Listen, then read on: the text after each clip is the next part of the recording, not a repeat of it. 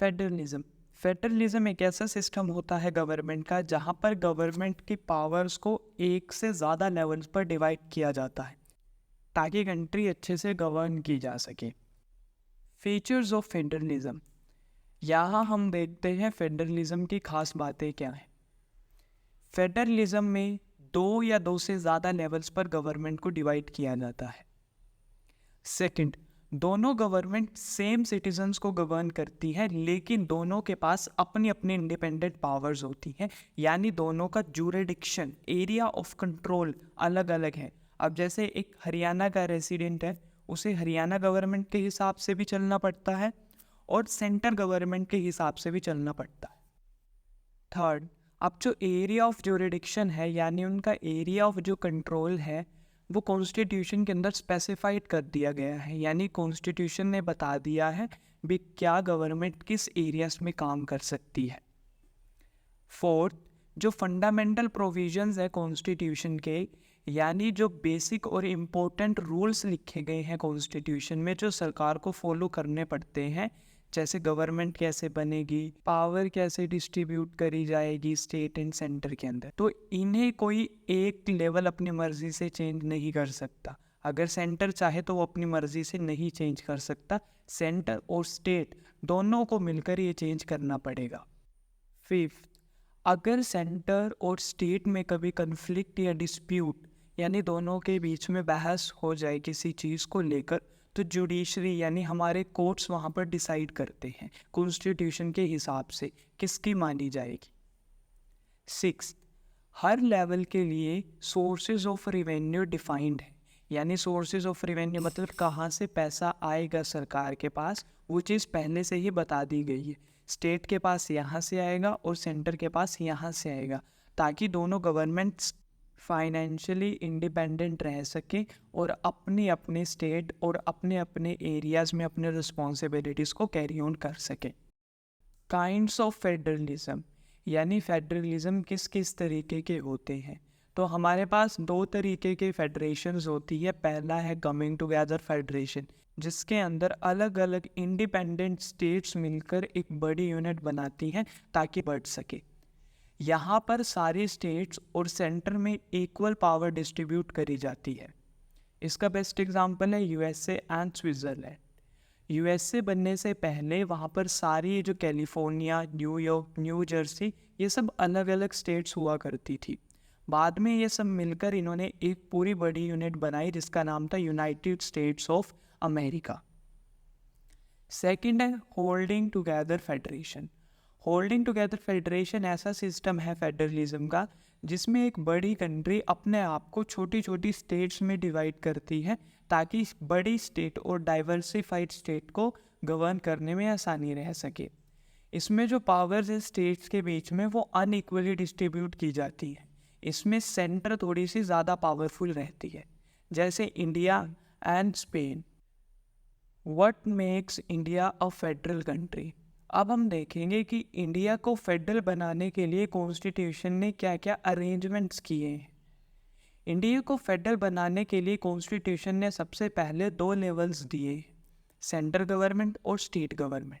यानी कॉन्स्टिट्यूशन में लिखा गया था भी इंडिया की जो गवर्नमेंट है वो दो लेवल्स पर डिवाइड करी जाएगी, स्टेट एंड सेंटर।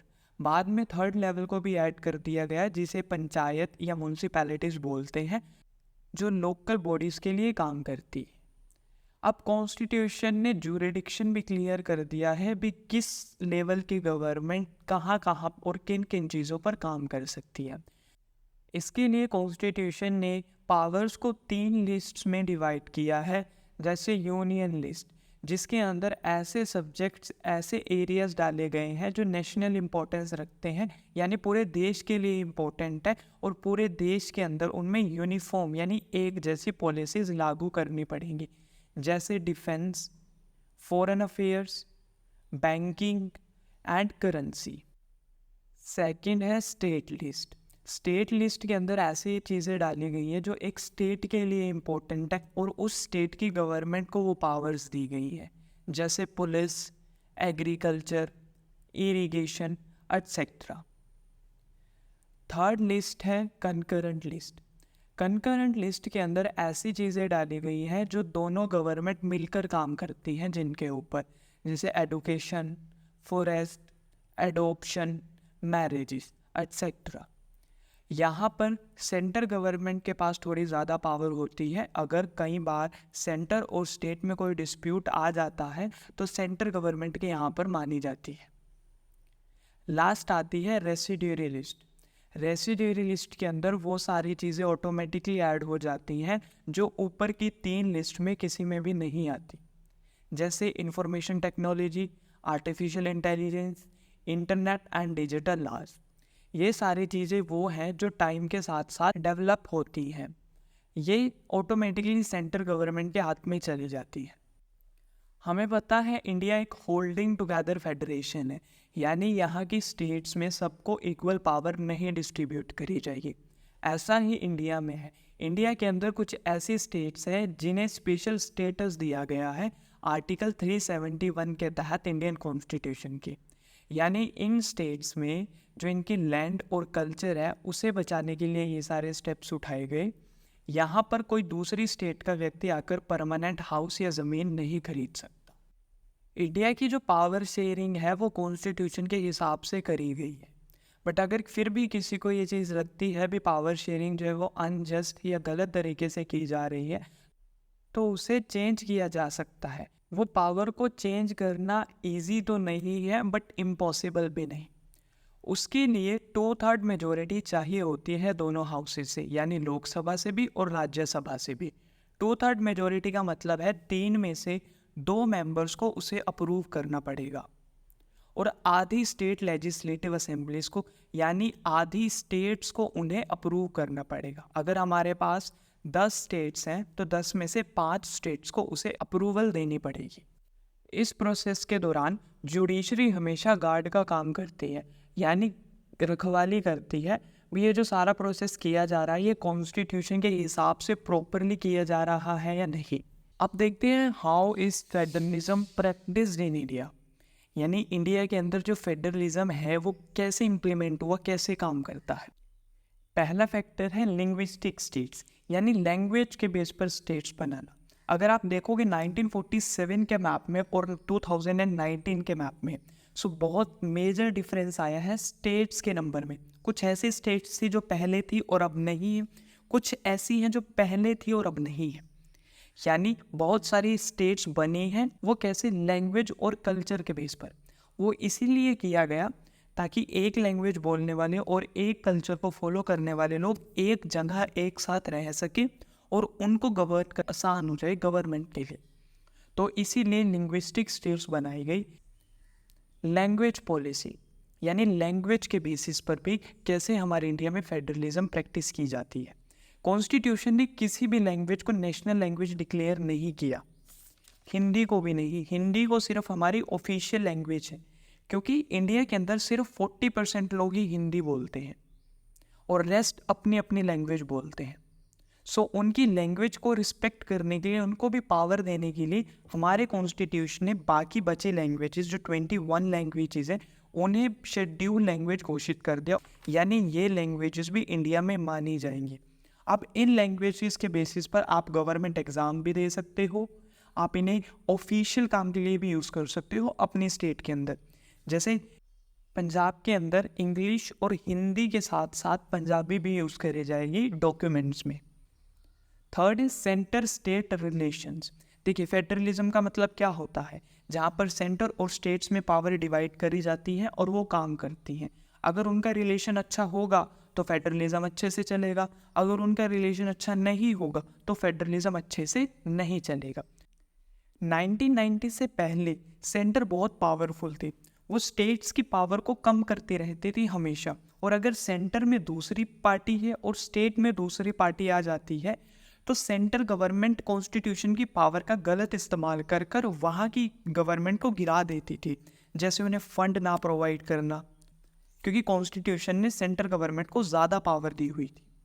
बट फिर 1990 के बाद ये सिचुएशन चेंज हुई, क्योंकि स्टेट्स के अंदर रीजनल पार्टीज़, यानी वहीं के लोगों की अपनी अपनी पार्टीज़ बननी शुरू हो गई, जिसके कारण सेंटर में गवर्नमेंट बनने में दिक्कत आने लगी। क्यों? क्योंकि इतनी ज़्यादा पार्टीज़ हैं तो एक पार्टी को ज़्यादा वोट मिलना मुश्किल हो रहा था और सेंटर में गवर्नमेंट बनाना मुश्किल हो रहा था। तो तब कॉन्सेप्ट आया कोलिएशन गवर्नमेंट का। कोलिएशन गवर्नमेंट का मतलब होता है जब एक से ज़्यादा पार्टीज़ मिलकर कोई गवर्नमेंट फॉर्म करती हैं। जैसे इंडिया के अंदर 272 सीट्स चाहिए होती हैं आज के टाइम पर एक पार्टी को गवर्नमेंट बनाने के लिए। अगर वो पार्टी उतनी सीट्स ना ले तो उसे किसी दूसरी पार्टी का सहारा लेना पड़ता है, यानी उसके वोट्स भी लेने पड़ते हैं। तो ऐसे ही उस टाइम पर हुआ था। जो बड़ी पार्टीज़ हैं उन्हें रीजनल पार्टीज़ की हेल्प लेनी पड़ती थी। अब जिसके कारण वो स्टेट में पार्टीज़ को नहीं दबा सकती थी, क्योंकि उन्हें नहीं पता था भी कब किस पार्टी की उन्हें ज़रूरत पड़ सकती है सरकार बनाने के लिए। इससे हमारा फेडरलिज्म और भी ज़्यादा पावरफुल हुआ। लास्ट टॉपिक आता है सेंट्रलाइजेशन, यानी पावर को एक जगह हटाकर अलग अलग हिस्सों में बांटना ना, उसे बोलते हैं डिसेंट्रलाइजेशन, यानी सेंटर से पावर को हटाकर आगे बांटना। अब सेंटर और स्टेट को तो पावर्स कॉन्स्टिट्यूशन ने शुरुआत में दे दी थी, बट जो लोकल गवर्नमेंट थी हमारी वो स्टेट के ऊपर फुली डिपेंड करती थी, उसके पास अपनी कोई पावर्स नहीं थी। तो इस डिसेंट्रलाइजेशन ने हमारी जो लोकल गवर्नमेंट्स हैं यानी पंचायत और म्यूनसिपल कॉरपोरेशंस जो थी उन्हें और भी ज़्यादा पावरफुल बनाया था। 1992 से पहले जो लोकल बॉडीज़ थी उनके पास ना तो पावर थी ना ही अपने रिसोर्सेज थे, बट 1992 में कॉन्स्टिट्यूशन में एक चेंज हुआ जिसमें इस लेवल को और भी ज़्यादा पावरफुल बनाया गया। उसके अंदर ये चीज़ें लिखी गई, रेगुलर इलेक्शन मैंडेटरी हो गए थे लोकल गवर्नमेंट के लिए, यानी एक स्पेसिफिक टाइम के बाद हर बार इलेक्शंस होंगे local government. SC ST OBC के लिए रिजर्वेशन दिया गया। 1/3 सीट्स जो थी वो विमेन के लिए रिजर्व थी, यानी अगर 3 गांव में इलेक्शन होकर सरपंच बनेगा तो 3 सरपंच में से एक जो सरपंच होगी वो विमेन सरपंच होगी। स्टेट इलेक्शन कमीशन बनाए गए, यानी हर स्टेट का एक अलग अलग इलेक्शन कमीशन बनाया गया जो उस स्टेट के इलेक्शन के लिए रिस्पॉन्सिबल रहेगा। स्टेट गवर्नमेंट के लिए रिवेन्यू शेयर करना लोकल बॉडीज़ को मैंडेटरी कर दिया गया, यानी उन्हें लोकल बॉडीज़ के साथ रिवेन्यू पैसा शेयर करना ही करना है। अब इसके अंदर 2 तरीके की गवर्नमेंट्स बनाई गई, rural local government and urban local government. Rural local governments ये रूरल लेवल यानी गांव के लेवल पर ये गवर्नमेंट बनाई गई थी, जो एक गांव में डिसीजंस बनाए गए जिसे पंचायती राज भी बोलते हैं। अब ये 3 लेवल्स पर डिवाइड थी। पहला है ग्राम पंचायत जो एक गांव के लिए डिसीजन बनाएगी। दूसरा है पंचायत समिति, काफ़ी सारे गांव मिलकर एक पंचायत समिति बनाते हैं जो उस पूरे मंडल के लिए, उस पूरी समिति के लिए डिसीजन बनाएगी। उससे ऊपर आता है जिला परिषद, कई पंचायत समितियां मिलकर एक जिला परिषद बनाती हैं जो पूरे जिले के लिए डिसीजन लेती हैं। नेक्स्ट है urban local government. Urban local government शहरों के लिए लोकल गवर्नमेंट बनाई गई थी जो गांवों से अलग सिस्टम था। बड़ी सिटीज़ में से म्यूनसिपल कॉरपोरेशन यानी MC बोलते हैं, जैसे दिल्ली में हो गया, और छोटे शहर में से म्यूनसिपल काउंसिल या म्यूनसिपैलिटीज़ बोलते हैं जो अपने एक शहर के लिए डिसीजन बनाती हैं इंडिपेंडेंटली। आई होप अब आपको ये चैप्टर बिल्कुल क्लियर हो चुका होगा। So thank you so much for watching, hope you like this video.